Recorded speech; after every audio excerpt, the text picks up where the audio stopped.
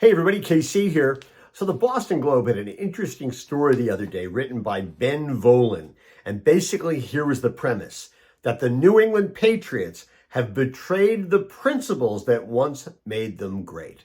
And listen, let's face it, the New England Patriots are broken. Right now they're 1-5. 1-5 going into week 7 of the National Football League season. And they've got top to bottom problems that are way too numerous to talk about here. But I do think there's a business lesson in the notion that it's never a good idea to violate your principles. Sure, you can adjust your tactics, you can play with your strategies when appropriate, but principles are something else again. Now, it was interesting. Volin actually broke it down into 4 basic principles that he believes that they have violated. Number 1, drafting and developing. He says that they haven't done a really good job in bringing on great players. Then Bill Belichick, the coach, gives up on them too quickly.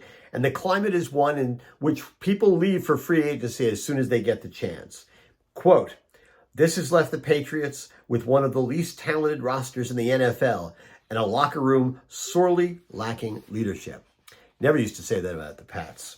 He says, number 2, there's a brain drain, that the poor player development probably being traced to the second major issue with the Patriots, significant turnover and a drain of talent from the coaching staff and the front office. Now, some of this is inevitable, right? Because assistant coaches want to be head coaches, so they're always going to leave. But many of the people who have left the team, either for retirement or for other jobs, have left Belichick in the position where he's got to cobble together a staff.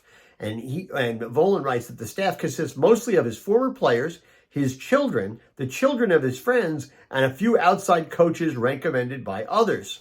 Now, could it be that Bill Belichick thinks at the end of the day, he was the only coach who made a difference? Not questioning Bill Belichick as a genius NFL coach. But listen, coaching staffs are teams in and of themselves. It's never one person who totally makes the difference. Number 3, Volin writes that owner Bob Kraft has meddled more than he ever has before. Yeah, sure, he's frustrated. I kind of don't blame him. But local observers say that whenever he meddles, it never works out better than it was beforehand. And finally, Volin writes, he says there's no urgency. They haven't made any change-the-game investments. Now, as Volin writes, a team that always seemed to be 2 steps ahead of the NFL now is constantly playing catch-up. Now, listen, I think these are all good business lessons. It's important for every business to recruit and develop game-changing employees, players, from the people who are on the front lines all the way up to the executive suite. They got to give people a chance to grow in whatever roles they happen to have by giving them opportunities.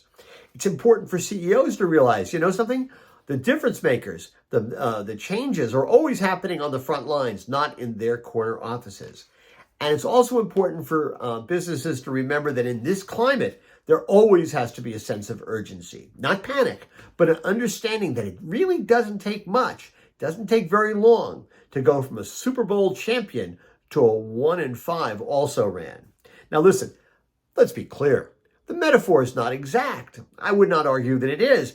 And to be honest, I don't give a damn about the Patriots. I'm a Jets fan. And listen, while we have our own problems, we're 3-3 right now, and last weekend we beat the, at that point, undefeated Philadelphia Eagles. But I do think it's important to underline the importance of principles and why betraying them can result in turnovers, defeats, and a general malaise. Anyway, that's what's on my mind this morning, and as always, I want to hear what's on your mind.